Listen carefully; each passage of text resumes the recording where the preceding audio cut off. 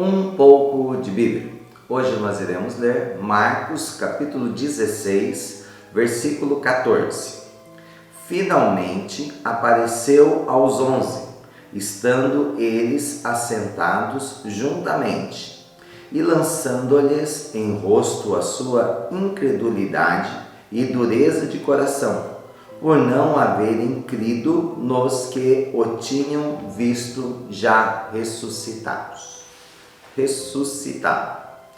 A palavra de Deus nos fala que finalmente, se nós formos pensar o que é finalmente é um advérbio de tempo.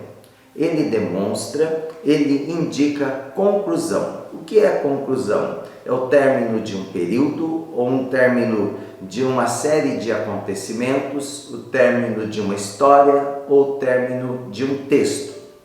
Se nós entendermos que finalmente, advérbio de tempo, então ele nos mostra um tempo.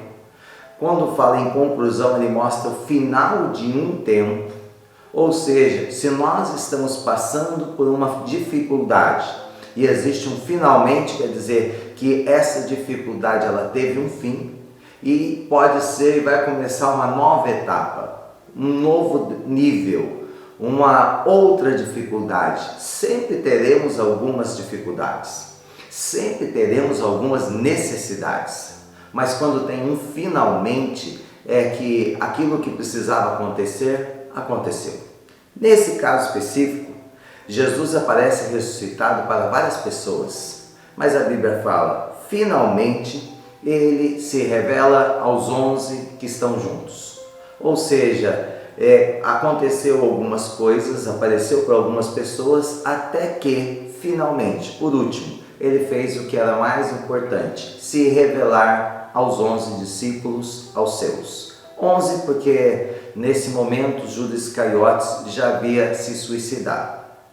Pensando que finalmente ele demonstra o fim de um período e então o início de um outro período, o fim de uma dificuldade, o início de um outro momento, o fim de uma história ou de uma fase de uma história, o início de outro, ou seja, uma mudança de nível, nós podemos entender que algo que eu esperava finalmente aconteceu. Uma posição que tínhamos que ter, finalmente nós tomamos essa posição. Algo que eu precisava fazer, finalmente eu tive coragem e fiz.